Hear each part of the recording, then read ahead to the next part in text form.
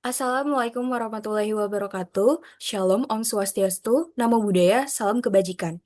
Yang terhormat kepada Bapak Yulizar Widiatama selaku dosen pengampu mata kuliah simulasi sistem, kami dari kelompok 6 akan mempresentasikan terkait simulasi prediksi perkembangan penyakit diabetes menggunakan pendekatan agent-based modeling pada fasilitas kesehatan. Sebelum kami membahas lebih lanjut, izinkan kami memperkenalkan diri terlebih dahulu dari saya sendiri. Saya Siti Mariulfa, 22103121093, dan rekan saya. Saya Reda Karima dengan NIM 210121074. Saya Raymond Daniel Petrus Litonga dengan NIM 22103121082. Saya Muhammad Ali Brata, NIM 22103121084. Saya Hilmi Ferus Faturrahman dengan NIM 22103121001.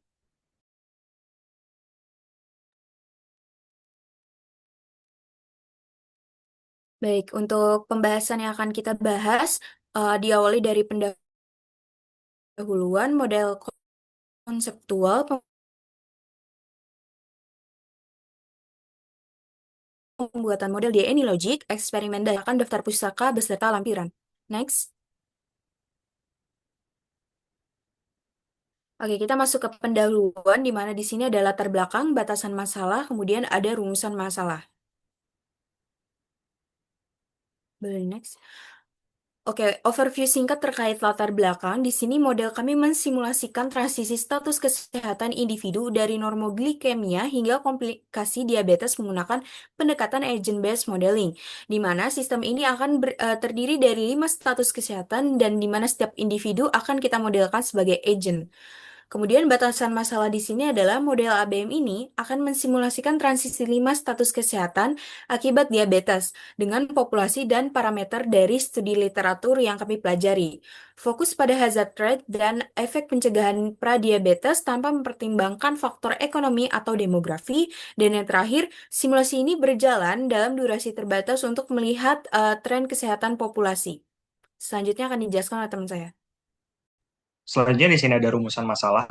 Ada 3 rumusan masalah di sini. Yang pertama adalah bagaimana memodelkan transisi status kesehatan dari normoglikemia menuju tahap komplikasi berat atau ISRD dan transplantasi akibat diabetes mellitus tipe 2 secara realistis dan individual. Yang kedua, bagaimana agent based modeling atau ABM dapat digunakan untuk mensimulasikan perkembangan penyakit diabetes dalam skala populasi di rumah sakit XYZ. Kemudian yang terakhir, sejauh mana intervensi pencegahan pada tahap pradiabetes dapat memperlambat atau menghentikan perkembangan penyakit menuju komplikasi. Baik, selanjutnya kita akan masuk ke model konseptual, di mana ada dua subbab, yaitu diagram model dan alur kerja sistem dan interaksi antar elemennya. Kita masuk ke diagram modelnya. Di diagram model ini, boleh langsung di next saja, di diagram model simulasi ini, sebelumnya kita menggunakan, sudah dijelaskan menggunakan agent-based modeling. Nah, untuk untuk mempresentasikan perjalanan progresif dari diabetes tipe 2 pada 500 individu. Jadi kita menggunakan population sebanyak 500. Nah, terus di sini diagram modelnya itu ada stage chart. Nah, stage chart ini menggambarkan diabetes progressionnya. Jadi diabetes progression ini ada di 6 tahap. 6 tahap ini ada normoglikemik atau kondisi awal di mana agent ini tidak memiliki gangguan metabolik. Yang di mana color code-nya ini di sini kita tentukan yaitu berwarna biru. Nah, lalu untuk state ini kita sambungkan, kita transitionkan kepada stage selanjutnya yaitu pre-diabetic dengan color code-nya itu warnanya gold. Nah, prediabetik ini, agent itu mulai mengalami gangguan toleransi glukosa, namun belum memenuhi kriteria dari diabetes itu sendiri. Nah, terus selanjutnya, transitionnya, yaitu ada di tipe 2 diabetes, dengan color code-nya itu dark orange. Nah, agent ini tuh udah masuk ke diabetes mellitus tipe 2 gitu. Nah, selanjutnya, kalau misalkan, apa namanya, kalau misalkan agent tersebut ada kemungkinan lanjut ke tahap berikut dari diabetes tipe 2, yaitu di end stage renal disease dengan color code-nya itu merah, yaitu agent ini mengalami komplikasi ginjal di stadium akhir atau gagal ginjal. Nah, terus habis gagal ginjal, agent ini harus melakukan transplant dengan di sini kita tentukan color card-nya itu adalah warna peru atau warna coklat gitu. Nah, lalu di sini kita buat side chart-nya itu ada final state-nya. Jadi ada kemungkinan eh, semua semua agent yang sudah mengalami tahap atau di saat tahap tersebut atau di saat state tersebut itu mengalami death atau meninggal gitu. Untuk state chart-nya seperti ini kita ada memakai dua variabel juga yaitu ada quality of life sama color tersebut. Boleh di next. Selanjutnya dari state chart ini akan divisualisasikan ke chart atau grafik. Nah, kita menggunakan dua chart. Yang pertama itu time plot. Time plot itu untuk menggambarkan akumulasi dari quality ages life years dari si populationnya dan menggambarkan akumulasi dari life years juga dari tahun ke tahun untuk melihat nilai kumulatif kesehatan dari populasi tersebut. Yang kedua itu adalah stack area chart yang memperlihatkan distribusi jumlah agent dalam masing-masing status kesehatan selama periode simulasi. Jadi bisa disimpulin stack chart itu kenapa cocok seperti itu, kenapa cocok stack chart tersebut menggambarkan model kami, yaitu karena untuk menggambarkan tahapan klinis penyakit kronis seperti diabetes yang progresinya itu bersifat individual namun berdampak secara populasi gitu keseluruhannya. Nah, untuk chart ini menggambarkan untuk menganalisis bagaimana sih distribusi status kesehatan itu berubah dari waktu ke waktu dan bagaimana skenario pencegahan dapat mempengaruhi kualitas hidup populasi tersebut. Seperti itu. Untuk nextnya akan dijelaskan oleh rekan saya. Oke, baik, terima kasih Raida. Selanjutnya adalah bagian alur kerja sistem. Jadi ini memperlihatkan bagaimana sih kita merancang sebuah simulasi dari perkembangan penyakit diabetes ini. Jadi mulai dari awal, tahapan pertama yang kita lakukan adalah kita menentukan dulu jumlah populasinya. Jumlahnya populasi yang kita pakai tadi sudah sempat disebutkan 500 individu. Lalu tahapan selanjutnya tadi sudah dijelaskan di sebelumnya yaitu kita merancang dari status kesehatannya dari mulai normoglikemik sampai nanti kita ada final state-nya di akhir. Lalu kita juga tahapan selanjutnya setelah transisi status kesehatan itu kita buat pencegahan prediabetesnya. Lalu untuk tahapan selanjutnya kita menghitung perhitungan QALY dan LY. Nanti akan dijelaskan di slide selanjutnya untuk penjelasan perhitungannya. Lalu yang terakhir itu ke final state. Jadi kurang lebihnya simulasinya bekerja seperti itu. Jadi mulai dari populasi lalu sampai ke akhir final state atau keputusan dari perkembangan penyakit si diabetes ini. Ya mungkin boleh dilanjut ke selanjutnya. Oke, jadi setelah kita memahami alur kerja sistemnya, kita mau lihat juga nih bagaimana interaksi antar elemennya. Di sini interaksi pertama ada pada bagian populasi dan juga tadi status kesehatannya. Jadi tadi populasi ini kita bagi ke beberapa status kesehatan. Jadi nanti agen-agen yang sudah ada dari individu yang total 500 itu akan dibagi lagi berdasarkan status-status kesehatan yang kita simulasikan. Lalu kita buat juga state chart tadi yang menjelaskan kondisi status dari tiap-tiap individunya itu bagaimana. Nah, untuk interaksi prediabetic preference hazard ini adalah bagian untuk kita melihat simulasi bagaimana jika ada suatu pencegahan dalam perkembangan penyakit si diabetes ini.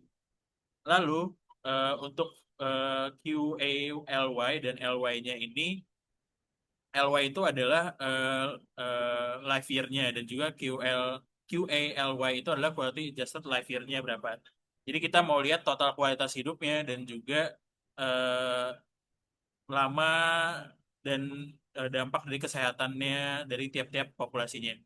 Lalu untuk interaksi yang terakhir itu adalah bagian death dan penghapusan agen. Jadi kenapa di bagian ini ada penghapusan agen? Karena kita juga mau lihat bahwa ending dari sebuah simulasi ini ada kemungkinan probabilitas si populasi itu meninggal karena terkena penyakit diabetes itu. Jadi Untuk keputusan terakhirnya atau final state-nya kita kita simulasikan dia keputusannya adalah death atau meninggal dan akan mengakhiri simulasi untuk individu tersebut untuk keputusan death-nya.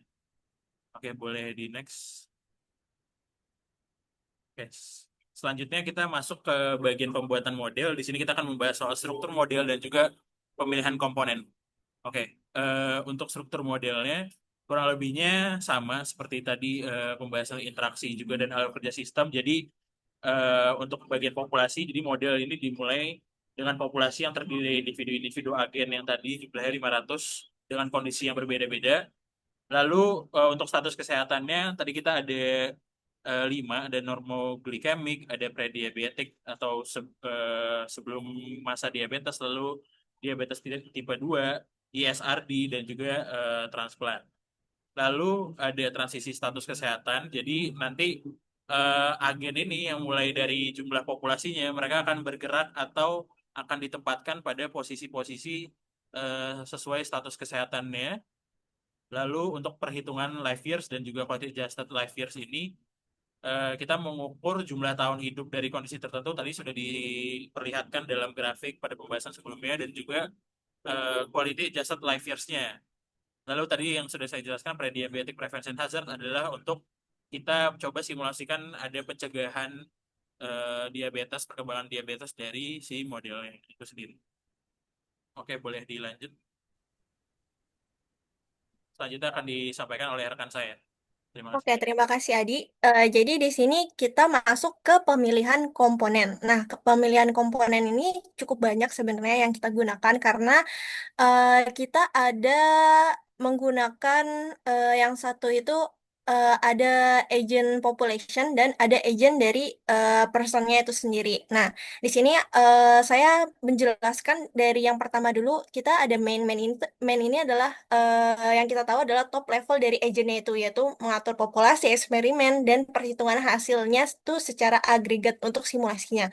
Nah, agent population ini yaitu untuk menyimpan atau mengelola 500 agent ini gitu. Nah, terus untuk apa bedanya dengan agent person? Kalau agent person ini adalah tipe agent individu. Jadi individu dari pasien dalam populasi. Nah, ini itu yang agent person itu yang dimiliki oleh state chart dan variabel di state chart tadi kan ada dua variabel tuh, ada quality of life sama ada color dari variabelnya. Nah, terus ini ada komponen, kita menggunakan komponen state chart tadi untuk kita membuat state chartnya yaitu ada mau ada 5 state yaitu terus kita pakai final state-nya juga. Nah, di sini yang udah dijelasin sama Adi juga tadi yaitu pre-diabetes prevention hazard itu adalah parameter untuk main kita atau untuk top level agent kita gitu. Nah, terus tadi yang saya sudah jelasin juga kita menggunakan dua variabel untuk di agentnya. Lalu di sini kita ada sedikit menggunakan sistem dynamic, yaitu menggunakan data flow dan menggunakan variabel stock untuk di apa namanya untuk di sistem dynamicnya yang terhubung dengan population kita dan terhubung dengan agent person kita. Kalau misalkan tadi dilihat dari diagram di main-nya itu ada terhubung ada garis putus-putus gitu. Nah, terus kita juga menggunakan shape juga nih rectangle. Nah, ini sebenarnya tuh buat apa sebagai wadah visual aja nanti di mainnya ketika kita run. Terus terus kita menggunakan node untuk poin menggunakan node. Nah, ini untuk menjadi titik acuan posisi di dalam tampilan utamanya atau di tampilan mainnya. Lalu kita juga menggunakan cloud, ini sistem dynamic juga, ini untuk input to flow-nya, untuk proses flow sistem dynamic-nya. Terus kita menggunakan selected area, view area, ini di mainnya juga. Nah, ini tuh untuk, jadi kita nanti run-nya itu ada dua bagian. Jadi ada bagian model dan ada bagian grafik gitu. Jadi kita menggunakan selected view area atau view area untuk jenis komponennya.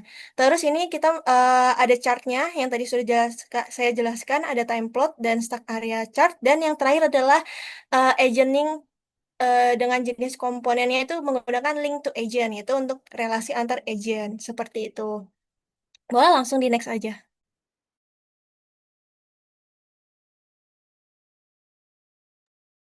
Baik, selanjutnya di sini ada eksperimen dan skenario. Yang pertama di sini ada deskripsi skenario. Di sini skenario pertama yaitu di mana yang pertama ini tanpa pencegahan eh, dengan prediabetic prevention hazardnya itu nol.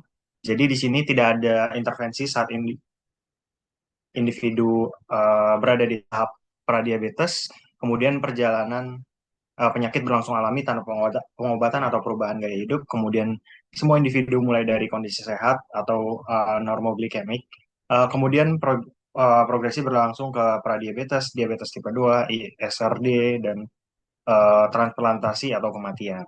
Kemudian selanjutnya peluang berkembang ke tahap lanjut maksimal karena pradiabetic prevention hazardnya itu nol atau tanpa pencegahan.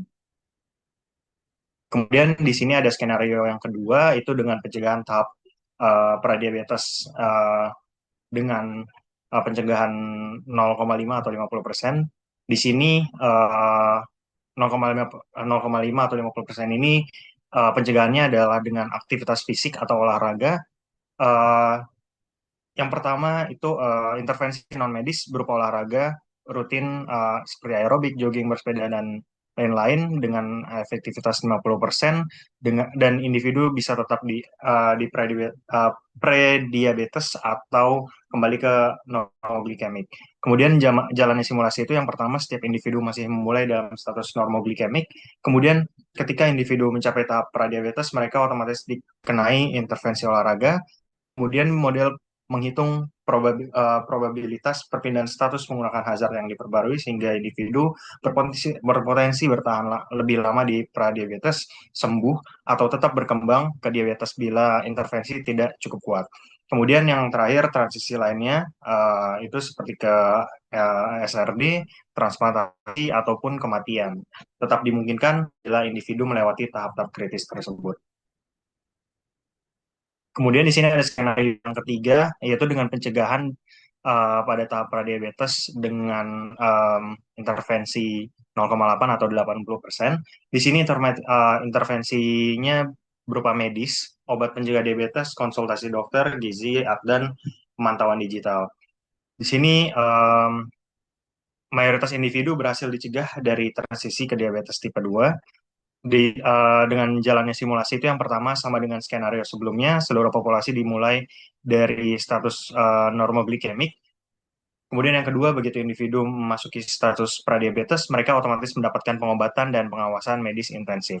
Kemudian yang ketiga, transisi ke diabetes atau komplikasi hanya terjadi pada sebagian kecil individu, tergantung efektivitas intervensi secara probabilistik.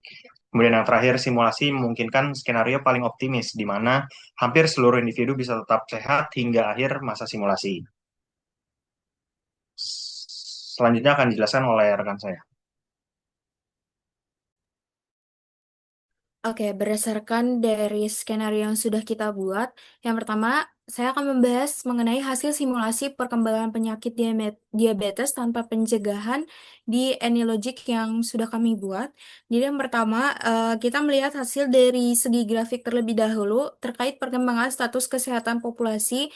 Di sini menampilkan transisi individu antar status kesehatan dari sehat hingga komplikasi di mana di sini terlihat setiap dari tahapan atau status kesehatan itu sendiri. Kemudian ada akumulasi di sini life years dan KLY di sini lebih tinggi life years dibandingkan quality adjust life years, di mana kualitas hidup menurun akibat penyakit. Kemudian yang terakhir kita di sini bisa melihat distribusi status kesehatan akhir simulasi maka didapatkan 7 normoglikemik dengan 2 agen pradiabetes dan sisanya itu meninggal.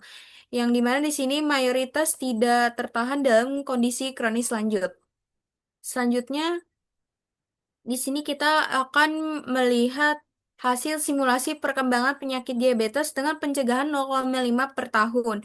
Nah, di sini kita melihat perbandingan sebelumnya terkait perkembangan status kesehatan populasi, di sini jumlah normoglikemiknya semakin menurun, kemudian kasus prediabetes hingga komplikasi meningkat, namun sementara itu turun lagi gitu. Kemudian di sini tetap menunjukkan kematian akibat adanya penyakit kronis. Nah, untuk akumulasi life years-nya dan quality adjust life years-nya, di sini terlihat bahwa life years-nya itu 32.253,91 dan quality adjust life years-nya di sini dapatkan 32.020,61, di mana selisih di sini terlihat kecil namun menunjukkan kualitas hidup tetap baik selama simulasi.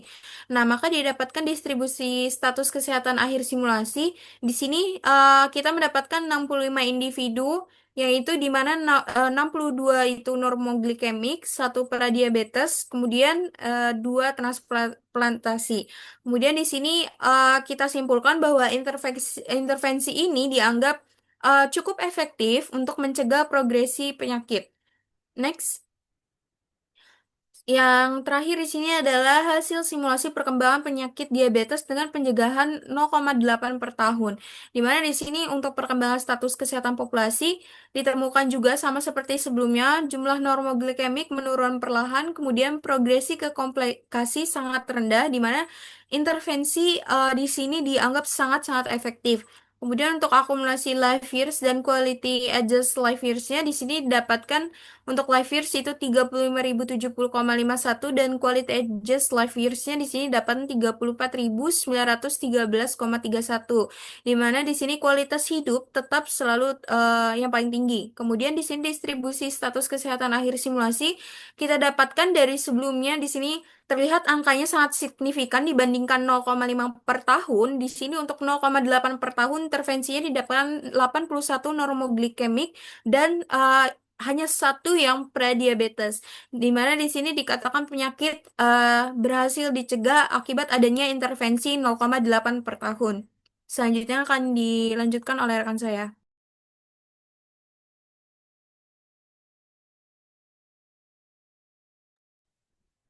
Baik, selanjutnya kita masuk ke pembahasan akhir, yaitu adalah mengenai analisis dan kesimpulan. Di sini terdiri dari tiga bagian, yaitu adalah analisis simulasi, kemudian implikasi kebijakan atau strategi kesehatan, dan diakhiri dengan kesimpulan. Jadi lanjut, baik untuk analisis simulasinya itu sendiri, di mana simulasi yang telah dilakukan atau dijalankan itu memperlihatkan perbedaan yang cukup signifikan antara skenario tanpa pencegahan dan juga yang dengan pencegahan. Untuk skenario tanpa intervensi, eh, hampir seluruh populasi itu mengalami progresi penyakit hingga komplikasi berat dan juga kematian, di mana hanya sedikit individu yang bertahan dalam kondisi yang sehat. Namun, ketika intervensi pencegahan diberlakukan, terutama pada hazard rate 0,5 dan 0,8 per tahun, laju perkembangannya penyakitnya itu bisa berhasil ditekan secara signifikan. Kemudian mayoritas individu itu juga bisa tetap dalam kondisi yang normoglikemik dan juga komplikasi seperti ISRD dan juga transplantasi itu bisa berhasil diminimalisasi. Kemudian hasil ini juga tercermin dalam peningkatan nilai life years dan juga quality adjusted life years, yang dimana itu menunjukkan hasil yang nyaris sejajar, di mana hal tersebut menandakan kualitas hidup yang cukup terjaga dan juga keberhasilan strategi pencegahan dalam mencegah beban penyakit kronis yang jangka panjang. Boleh dilanjut?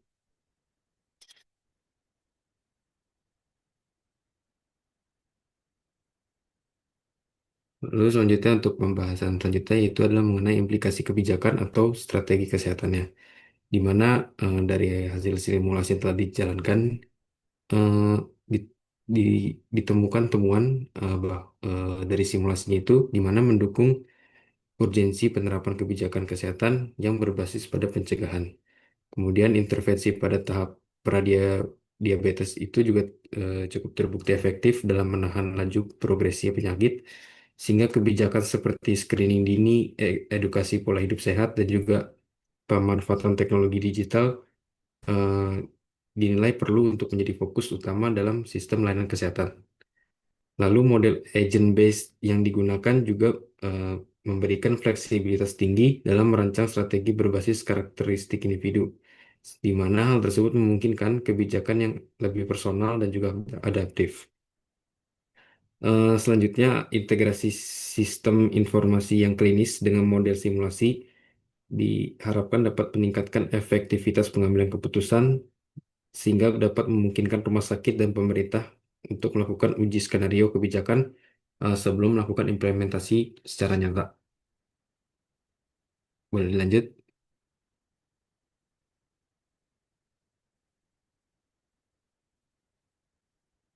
Baik, jadi secara kesimpulannya dari simulasi ini, di mana simulasi yang telah dijalankan menunjukkan bahwa pendekatan agent-based modeling efektif itu cukup efektif dalam memodelkan progresi penyakit diabetes tipe 2 secara realistis dari normoglikemia hingga komplikasi berat seperti ESRD dan transplantasi. Kemudian simulasi juga menunjukkan bahwa tanpa pencegahan, mayoritas individu mengalami kematian dini dan penurunan kualitas hidup. Namun, intervensi sejak tahap pre-diabetes dinilai terbukti mampu memperlambat progresi penyakit dan juga meningkatkan nilai life years serta quality adjusted life years secara signifikan. Selain itu, model tidak hanya menyajikan hasil yang kuat secara visual dan kuantitatif, namun juga dapat digunakan sebagai alat bantu dalam merancang kebijakan kesehatan yang cukup adaptif dan berbasis bukti. Dengan adanya integrasi data yang cukup klinis, simulasi diharapkan dan bisa dimanfaatkan oleh rumah sakit maupun pemerintah untuk menguji berbagai skenario kebijakan secara lebih akurat. Secara keseluruhan, model simulasi ini tidak hanya relevan dalam konteks akademik, tetapi juga aplikatif sebagai strategi jangka panjang dalam perencanaan sistem kesehatan, sehingga bisa mengendalikan penyakit kronis dan juga meningkatkan kualitas hidup masyarakat.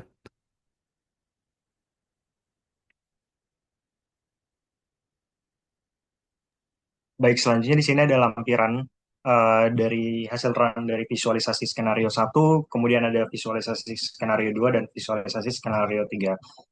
Em, nah, ini adalah hasil run dari visualisasi skenario satu. Oke. Nah, kemudian ini adalah hasil visualisasi skenario 2.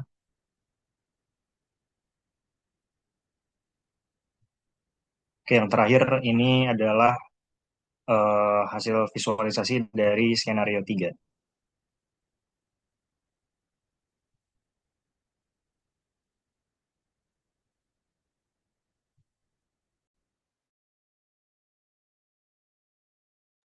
Baik, terima kasih kepada rekan-rekan saya setelah mempresentasikan hasil tugas besar simulasi sistem ini, dan terima kasih atas perhatiannya kepada Pak Yuwizar selaku dosen pengampu mata kuliah simulasi sistem ini.